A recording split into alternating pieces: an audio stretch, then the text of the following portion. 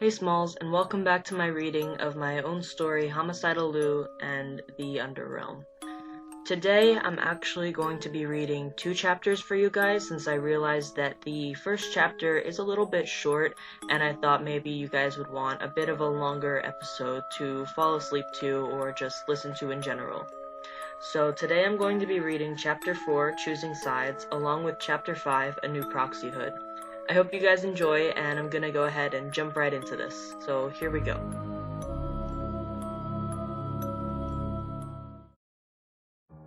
Chapter 4, Choosing Sides. It felt like I'd been sitting alone in that blackened room for hours before I finally heard the faint sound of footsteps from outside the wooden door, slowly growing closer. Zoli had seemed to calm down and wasn't nearly as active as usual, leaving me in charge of the situation entirely. I took a deep breath, mentally preparing myself as the door creaked open. I winced as my eyes adjusted to the ray of light that promptly filled the room. "Lou Vicky Woods?" the voice asked, though it didn't sound like much of a voice at all. It was distorted, in a sense, hazy, as if it were filled of static. As my vision slowly adjusted to the light, I could make out a tall shadow standing directly in the doorway. Yes? I responded nervously, ready for this so-called operator to tear me to shreds for trespassing onto his property. "You reek of Zalgo. Tell me, were you sent from his realm?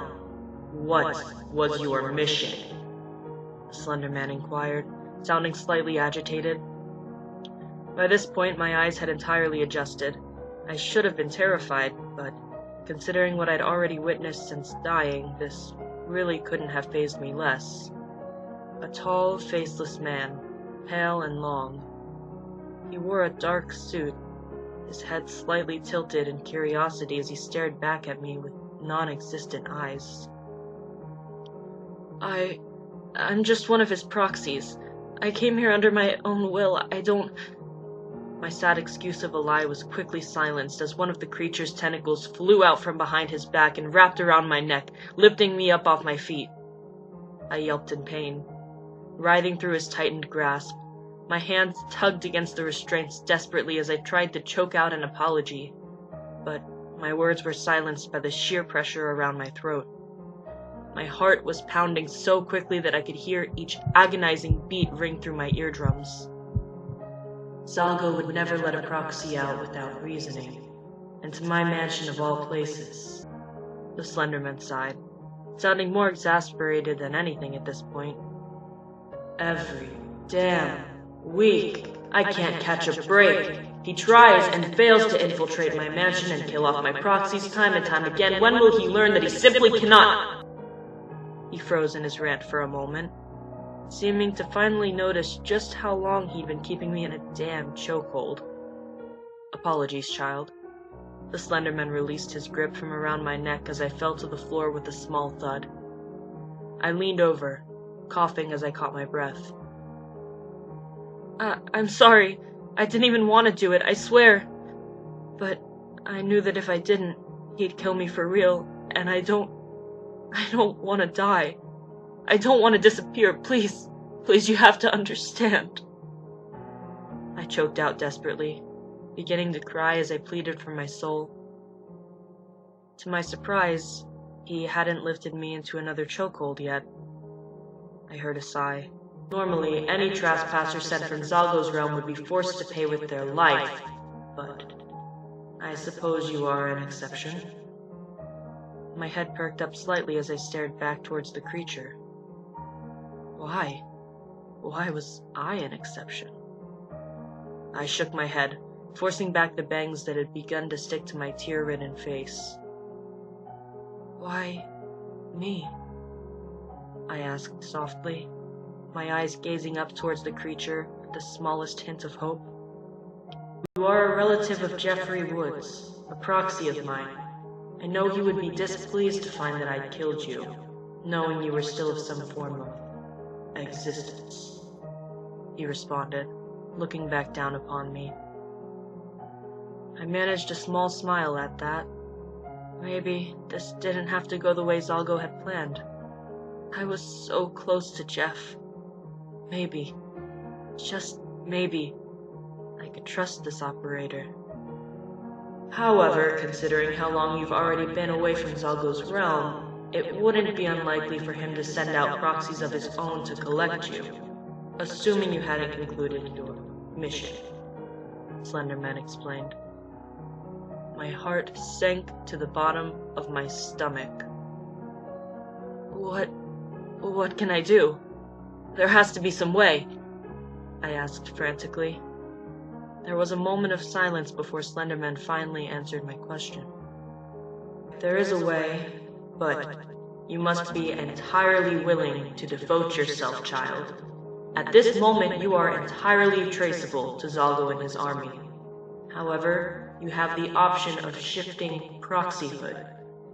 In order to do that, you must vow to work under me for the rest of your existence, following each of my orders as I demand.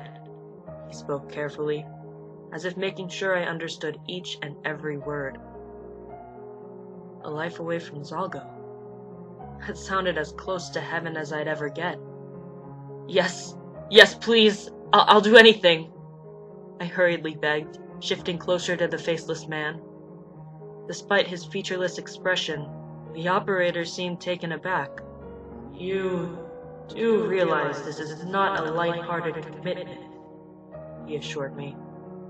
I nodded my head quickly, my eyes gazing up wide and crazed.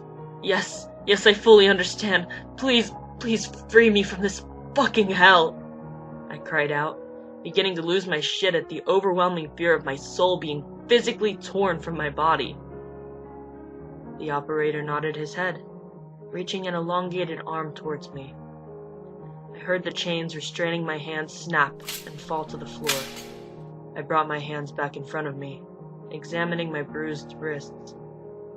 My attention shifted back to the operator in front of me as I anticipated some sort of vow process. So, what do I need to... Gah! My question was answered quickly and unexpectedly as I felt a sharp burning sensation against my chest. It lingered for several long, agonizing moments as I cried out in pain, gripping onto my black button-up. What in the fuck? Sully quickly shoved me out of control, shocked at the unexpected burning and rude awakening. You fucking asshole! Make it stop! I'll kill you! Sully gritted his teeth as he clawed out towards the operator. Just as quickly as the pain had come, it left. Sully dropped his head onto the cold floor, panting as he caught his breath. Why the fuck didn't you wake me up, Liu? There's rules to sharing a fucking body, you know. Sully cursed at me as he undid a few of the buttons on our shirt, glancing down towards the injury crossing our chest. A fresh, still slightly stinging scar had been directly carved into our skin. It was some sort of symbol, a circular shape with an X crossing through the center. Ah, shit. The fuck did you sign us up for this time, Liu? Sully's eyes filled with contentment as he shifted his gaze towards the operator. You, he growled. Sully, stop! He helped us. If it wasn't for him, Zalgo would be after us right now. I knew that if you were awake, you'd forbid it, so I kept you out of power, I replied sheepishly, hoping he'd just listen to me for once. A look of angered disbelief crossed Sully's face as he picked himself up off the floor. Oh yeah? You think you can just shove me out of power whenever you feel like it now? He argued back, as expected. No, it's just... Just what, Liu? You really think you can trust this rip-off whiteout pen? He shouted, gesturing towards the Slender Man, who seemed to be simply watching in careful amusement by the doorway. What in the hell makes you think we can trust anybody? We had a plan to follow out, and you failed it, Liu. You didn't even try, for fuck's sake! Sully exclaimed, beginning to pace around the room agitatedly. That was it. I felt the anger that had been welling up inside of me begin to boil over. My head twitched slightly, and I flinched as I took back partial control. Didn't even try what? Try to kill our brother? No, I didn't. You know why, Sully? Because he's... Sully fought back, bringing his hand up to tug on my hair as he argued back. A complete dickhead? He's a psychopath, Liu. He killed us. Get it through your thick skull. I smacked Sully's left hand back with my right. So what? How many innocent people have you killed? You really think we're any better than him? I bellowed. Sully's left hand flew back up, smacking the side of my face. He winced at the sharp pain that shot through the both of us. Warm blood trickling down our face from the stitches he had just opened up. Sully grunted, shaking away the pain as he spoke up. Maybe not, but I'll never forgive that asshole for what he did. I don't care what you have to say about it, Sully concluded, crossing his arms as he felt along the left side of our face, where our stitches had begun to come undone. Finally, the Slender Man's voice spoke up again, shocking the both of us out of our heated disagreement. Although it was different this time. The voice wasn't echoing off the walls as it had been previously. Instead, it seemed to be coming from within our very minds. Intriguing. Perhaps you could be a more useful proxy than I had originally assumed. Sully huffed. Whatever. I shook my head, forcing my alter out of control. I would do anything to protect my brother, I spoke, my voice full of determination.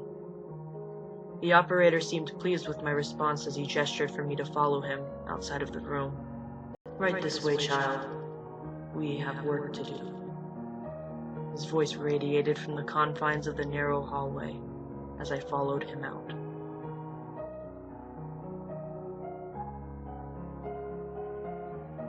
Chapter 5. A New Proxyhood. The mansion itself was much larger than I had realized upon first inspection. And then again, I was being forcefully dragged inside by two men with hidden identities. I was bound to miss a few key details.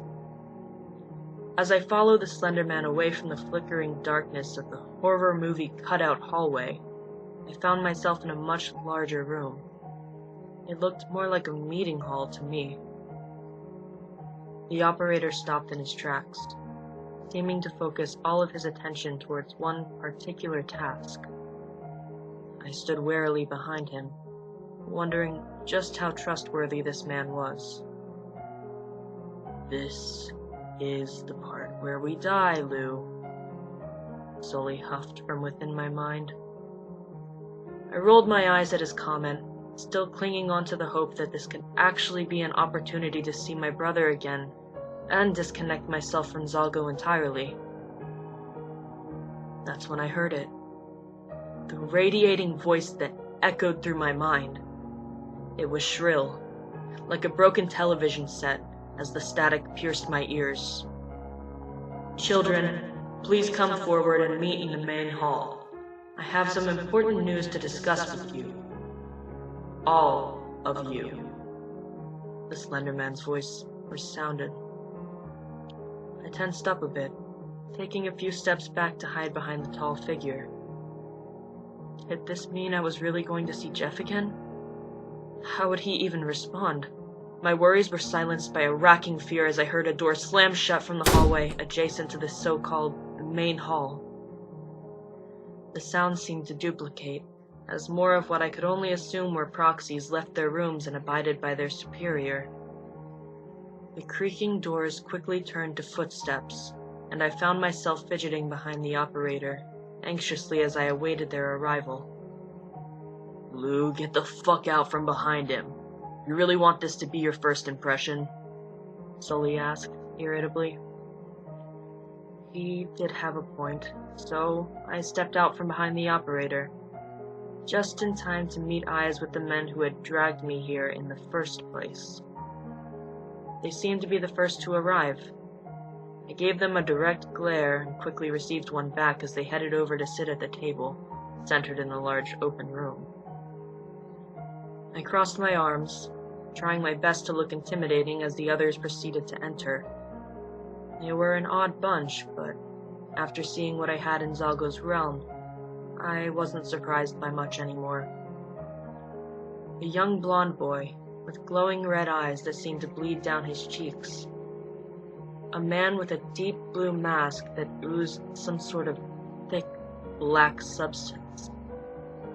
A little girl with wavy brown hair and a bloodied forehead. A dilapidated clown with a black and white coned nose. A brunette boy who sported some kind of steampunk goggles and twitched every few seconds. A woman with a carved-in clock eye and stitched-in smile who gave me a suspicious look. That girl, the one that I'd seen changing earlier. She wore a mask now with her black dress. The eyes and lips were painted black. Everyone had seemed to arrive and was currently sitting at the table, all simultaneously staring me down with either curiosity or hatred. Everyone except for Jeff. I looked upwards towards the Slenderman again before hearing his voice echo within my mind once again. Jeffrey Woods, to the main hall immediately. I will not ask again. I flinched at the harsh tone. Did he know I was here? Maybe he was purposefully avoiding coming to the main hall. I heard slow footsteps begin to make their way towards me, from a hallway to the left. For fuck's sake, man, I heard you the first time. A groggy voice bounced off the mansion walls. I recognized it immediately, even if the tone wasn't one I was familiar with. Jeff? I spoke, my voice unintentionally cracking halfway through. Footsteps halted. Huh? I heard him respond, the grogginess quickly fading from his voice. Finally, I spun around to face him, my eyes widening with uncertainty. There he was, right in front of me after all this time. He stared back at me with a similar expression in those dark, unblinking eyes. It felt like an eternity of silence before Slenderman spoke again, ordering Jeff to take a seat with the others. He walked past me without a word, hardly breaking eye contact at all. Once everyone had been seated, that so-called meeting began. Everyone, I would like you to meet Lew Woods. Slender's voice radiated. With that, every single proxy's expression turned to full engrossment.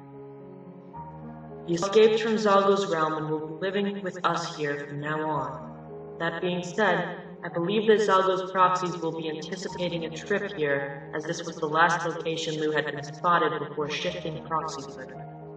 Masky, Hoodie, Toby, you are in control. If you see anything suspicious, you are to make me aware, immediately. The three nodded, and I quickly noted that the masked man known as Masky, and the hooded figure, which I could now refer to as Hoodie, must have been very trusted proxies of this operator. The other, which went by the name of Toby, I couldn't quite speak for just yet. And Jeffrey, I know this is difficult for you to understand at the moment, but Lew could make a highly valuable asset to our team. I'd like to assign you to show him the ropes, teach him what he needs to know, guide him on his first mission. Slenderman ordered, not a tinge of question in his tone. Sully seethed with anger so deeply that my head began to pound. Sully growled, desperately trying to force me out of control. I winced, holding him back with as much strength as I could manage. Jeff's eyes glanced over towards me for a moment, then back at the operator. He didn't say anything, simply nodded in agreement. Wonderful. Thank you all for your cooperation. You may return to your previous activities now. The man with the blue mask and black oozing eyes spoke up in a husky tone. Activities? It's 4 in the fucking morning. We were asleep. He leaned back in his chair, crossing his arms. I could distinctly hear the sarcasm in his tone. The red-eyed Link look-alike chimed in. Fuck that! I had a winning streak for 4 hours straight on that new sweet-ass game I borrowed from that dead kid last week. He snickered, turning his attention towards me. Liu, right? We've heard lots about you. The elf smirked, catching Jeff's attention immediately. Jeff never fucking shuts up about how much he misses you and just wishes he could cradle his poor brother in his arms one last time. The demon-eyed boy's voice was teasing and crude. I took a nervous step back before witnessing Jeff punch the kid directly in the face. He fell back with a yelp, slipping off the chair and onto the ground with a thud. You don't know shit, Ben, so don't act like you do. Jeff seethed. The boy, known as Ben, seemed to evaporate into thin air, phasing back as he stood a few feet away from my brother. Fine, but talk to him already. I'm gonna go finish my game, Ben muttered, stepping back off towards the hallway. The man with the blue mask seemed to exchange a look with Jeff as well. Despite the lack of eyes, it was clear he was urging him to speak to me. Oh, fuck no. Sully sighed. I ignored him entirely, overlooking my nerves for a moment as I stepped forward, approaching the other proxies. I'm Liu. For the record, I don't expect any kind of special treatment. I've spent the last several months chained to Zalgo's realm, so you should know, whatever kind of stunts you decide to pull aren't gonna faze me. I managed to keep my voice straight enough as I looked around at the faces before me. Jeff looked slightly taken aback, likely at how forward I just managed to be. Masky broke the silence, chuckling a bit, and I suddenly felt my pride sink. Relax, kid. Nobody's gonna fuck with you here. We're not like Zalgo's proxies. We're a team. He nodded towards me. Oh, and, sorry about earlier. Standard protocol. He shrugged. I gave him a sheepish smile. No, it's okay. I understand, I replied, my nervousness slowly returning. Hey, Liu. The familiar voice finally spoke again, and my gaze quickly met with Jeff's. We can talk about all this shit later, but for now, do you need anything? Food? Water? You're probably tired as fuck. Despite the obviously carved-in smile, I could see genuine care written across his face. I returned the smile, turning to my own needs for a moment and realizing he was right. I was exhausted. I am pretty tired, I replied. Jeff nodded. Yeah, I get it. You can share my room tonight till they figure out sleeping arrangements for you. I don't want any of these whack jobs fucking around with you. Jeff scoffed, glancing over at the table full of proxies who had just begun to disperse. Yeah, I'm sure we'd feel much safer sleeping beside the guy who fucking stabbed us to death. Sully continued on, bickering in my thoughts. Sure, that's fine, but... I felt a sudden tug on my arm and swiftly turned around to face the culprit. That damn girl with the black dress. She was so familiar, but I couldn't, for the life of me, figure out why. She pulled her hand back, placing it on her hip as she looked me up and down. Well, well, if it isn't Liu Woods, she hummed. Jeff seemed to narrow his eyes at her, taking a step closer to me. Yeah, pretty sure that was already made clear, bitch, he retorted. The woman brushed him off. Come on, Jeffrey. No need to get so hot-headed. She turned her attention back to me. How have you been? I thought for sure you died. She rested her hand on my shoulder, reassuringly.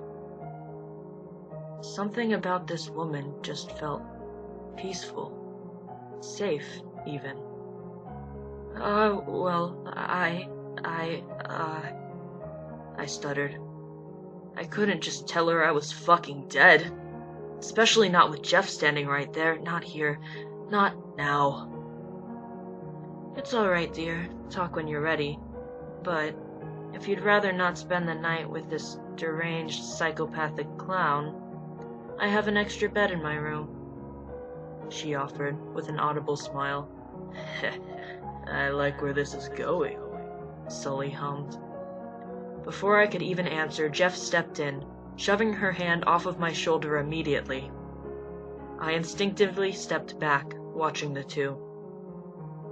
Back off, Jane. We all know you're just trying to make me look bad like always, Jeff snarled. Jane.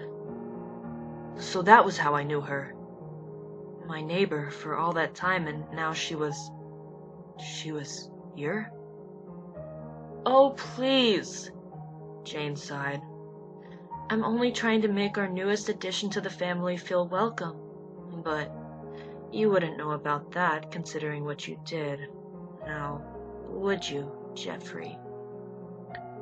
Jane's tone of voice turned to a darker tone of teasing, as I saw Jeff immediately lash out at her, shoving her back against the table. You fucking bitch! You bring that shit up again and I swear to fuck I'll break the #1 proxy rule and slaughter you! He shouted with such an intense rage that I fell back onto the floor. Jane glanced over towards me, catching her balance as she giggled quietly. You see, Jeffrey? You leave destruction everywhere you go. If you care about your brother, like you claim you do, then you'll do what's right and leave him be. Get out of his life before you ruin it again. Jane smoothed out her dress, walking back over to me and reaching a hand up as she helped me up. Jeff stood speechless in his place. I wanted to run up to him. I wanted to hug him. I wanted to apologize, tell him everything was all right and that I forgave him. But the fear of Sully coming out and doing something unforgivable was too intense. I couldn't risk it. I'm sorry, Jeff. We'll talk tomorrow. I promise. I gave him a weak smile before turning back to Jane. She seemed pleased with my answer, nodding towards me as she motioned for me to follow her down the hallway.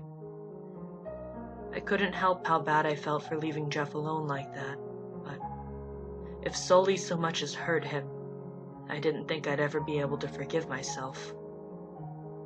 Despite how exhausted I was, as I laid to rest on the twin-sized bed adjacent to Jane's, I couldn't catch a wink of sleep. No, not with the amount of thoughts, worries, and concerns running through my mind.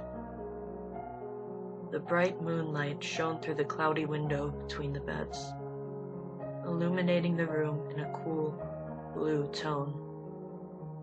It wouldn't be long before morning came, but for now, I needed to rest. I would talk to Jeff tomorrow. We'd figure it out. But what was I even supposed to say? How do you strike up a conversation with the man who stabbed you to death?